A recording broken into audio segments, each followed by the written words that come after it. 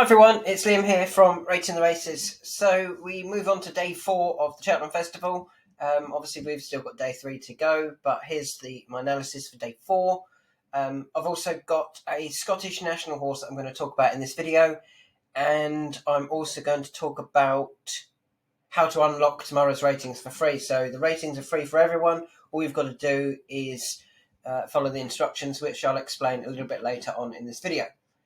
So we start off with the Triumph Hurdle. We're on Phil Daw.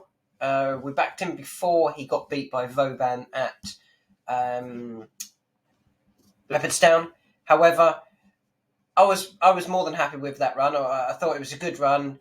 I think he could reverse the form the way the race is going to be run. I think he set it up for Vauban last time, tried to do all the donkey work, and it didn't quite work. There's going to be something here that hopefully will go forward. One of those towards the bottom of the ratings goes forward, makes the running, and hopefully can set it up for Phil Daw to actually be used more efficiently than he was last time. Vauban is going to be tough to beat for sure, but I hope that Phil Daw can at least get closer, if not reverse the form. Of the others, obviously Pied Piper was very impressive at Cheltenham, but you can see from his R figure we don't think he actually beat anything. We think Il Était Tombe actually probably has more chance than Pied Piper.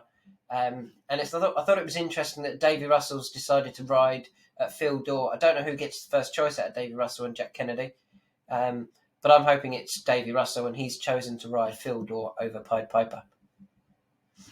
So moving on to the next race, I'm just going to pause the video so that I can stop showing the ratings. The second race of the day is the very competitive County Hurdle. This is going to be a really good race, I think. I think there's some very interesting types in this. We've got 3 in the race. My mate Mozzie, who is going to be ridden by a £5 claimer. Just trying to find who it is. Kieran Buckley. Kieran Buckley takes 5 off, which means he's going to be running off an effective 141. I fancied him for the Supreme Novice, and it was only his last effort when he was comfortably beaten by Sir Gerhard at Leopardstown that ruled him out of the Supreme Novice. Off 141, I'd be disappointed if he doesn't run a decent race in the County Hurdle. Another one we've got is Eclair de Beaufort. This is all about the ground for him. I'm hoping it's not gone completely against him. He was actually 4th in this race last year when not getting a clear run at after the last. I think if he got a clear run, he wins it. I really do, honestly believe that. And that was off a mark of 139. He's only running off 133 here. Jack Kennedy is not riding. Jordan Gainford rides, takes the £3 off. And I'm hopeful for a big run from Eclair de Beaufort. He's quite a big price now as well. He's on the drift. He's right down here. You can get 40s about him. I think he'll run a really big race. The final one I've got in this race is West Cork, who's obviously been saved for this race. I thought the way he travelled at Ascot after winning the Great Wood Hurdle at Cheltenham was very impressive. He then actually injured himself. I think it was at the second last, and that's why he didn't get home. They've clearly looked after him and saved him for this race. I'm very hopeful of a big run from West Cork. Just hope Harry Skelton delays his challenge as long as possible. Others in the race that are obviously interesting. State Man is very unexposed. We don't know anywhere near what, is his mark right? Is it not? Very difficult to judge. Colonel Mustard is another one. Finished 3rd last time behind Sir Gerhard and 3-Stripe Life in the Chanel Farmer at Leopardstown. That's obviously worked out really well. They've come out and finished 1st and 2nd in the Ballymore. It was a good effort for 3rd. And he runs in a handicap, and Conor Orr takes 3 off. The other 2, excuse me, 2 come into this race. A surprise package for Peter Fahey was a very impressive winner of the Imperial Cup. He carries a £5 penalty at Sandown. That wouldn't have stopped him. You would think there might be slightly more unexposed types in this than there was in the Imperial Cup. And obviously Cormier is going for the bonus for Brian Ellison. He won the Kelso Moor Battle Hurdle. He's going for the bonus if he can win this as well. again, of that form, I'm not sure it's quite strong enough to win this. I think there would have been some of these would have also won at Kelso if they'd run at Kelso. Especially the unexposed types, the State Man, West Cork, Top Bandit, Colonel Mustard. Those sort of horses, I think, will be too good for Cormier here. So I'm happy with my 3. I hope they run big races, but it is a very competitive handicap. Moving on to the Albert Bartlett. I'm not going to have a bet here. I am denied about it because I was tempted with Ginto. I think this trip will really suit Ginto. I think the ground will suit Ginto as well. Problem is, I think both of those comments also apply to Hillcrest. They're joint favourites. I think they both go really well. I think they both run big races, and I wasn't totally sure who was the one out of those two. I do think it'll be out of those two. Maybe at a bigger price. Falcon 8, obviously, he's won a Chester Cup, so probably has a bit of class about him. It's whether this ground is really to his liking. And similar comments can be applied to Staghorn. But yeah, I've decided to leave this race alone just because I wasn't confident enough on Ginto. Moving on to the Gold Cup. We've obviously got one in this. We've got Manila Indo. I think he runs a really big race still. He won it last year. He finished second in the RSA the year before that, and he won the Albert Bartlett the year before that. That form actually got a little bit of a frank yesterday, didn't it, with Commander of Fleet coming out and winning. Manila Indo's whole campaign this season has been aimed around Cheltenham, whereas some of the others have been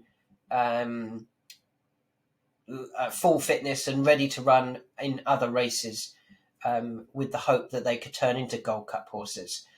I think A Plus Tard is obviously the big danger again, but I'm hoping that Manila Indo just outstays A Plus Tard again.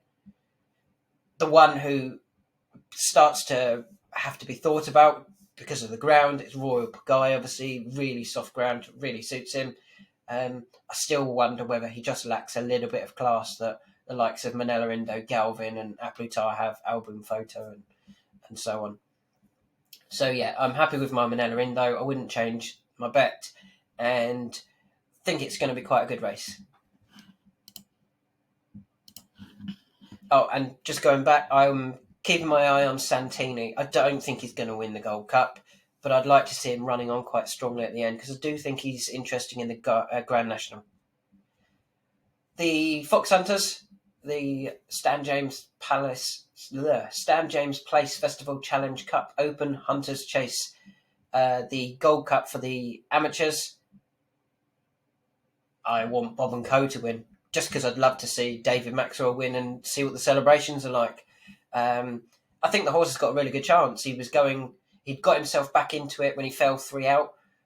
So you may find that he appears to be dropping away, but David will keep riding and keep trying. It's not always the nicest technique he has. It's not always the most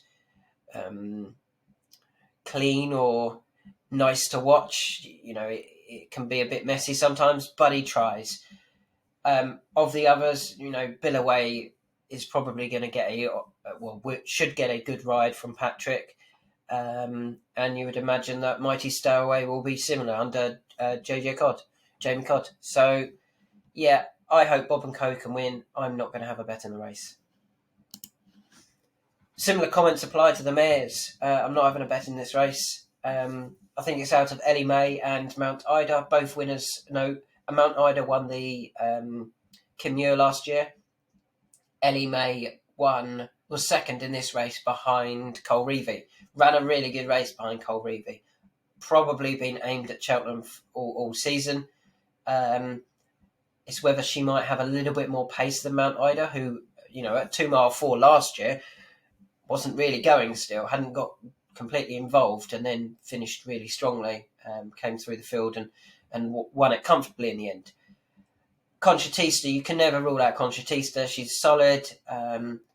That's why I wasn't totally sure where to go in this race in terms of having a bet, so I have left it alone. if I was to pick one, I would pick Ellie May. And the final race of the day, the final race of the Cheltenham Festival, is the Martin Pipe, where we have Langadan at bigger prices. Surely there is not a Galopin de Champ in this race. If there's not, Langadan should win this. You know, he's only running off 137 after being dropped £3 for finishing 6th in a race that he didn't try on his return. This has been the plan all season. I'd be... If he gets beat by another subsequent Galopin de Champ horse, they'll be gutted, and they'll start looking at handicaps and going, "Oh, there's no point," because the Irish always seem to have one.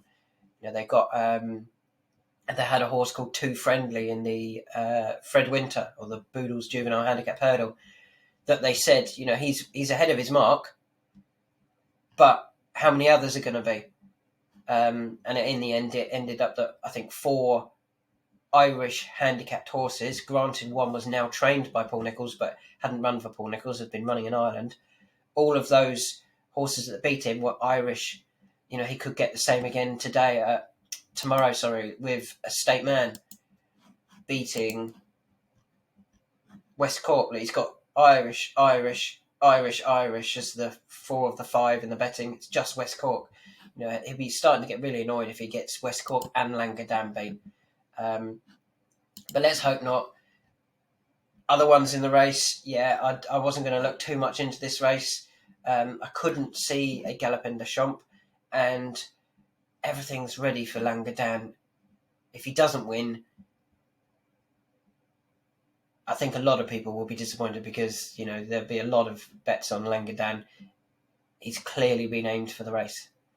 So anyway, there's some Cheltenham thoughts. I don't think there was any new bets to my list. I do have a Scottish national horse for you that I'm going to talk about, and that is, let's see if we can get a market for it. Let's go to Anti-Post, Midlands.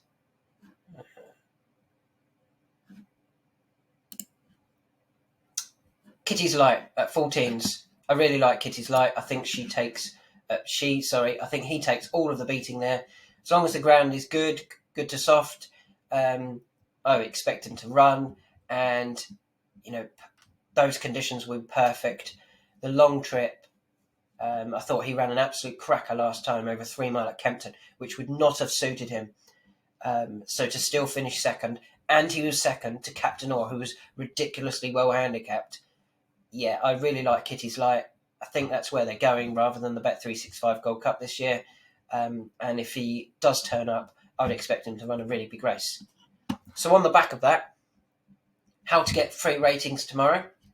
Very simply, send me a DM on Twitter, send us a live chat, a live support message on our live support system with who I like for the Scottish National. I've just told you who it is. Simply send me their name and your username for RTR, and I will unlock the ratings for you tomorrow. I'll start unlocking at around 3:30 today. So I know there's 4 people that have already got in contact, and they're ready, and I'm going to start unlocking them at about 3:30 today. Thanks for listening. Enjoy the rest of your week. There might be one more video coming tomorrow because I do like one for the Midlands National on Saturday.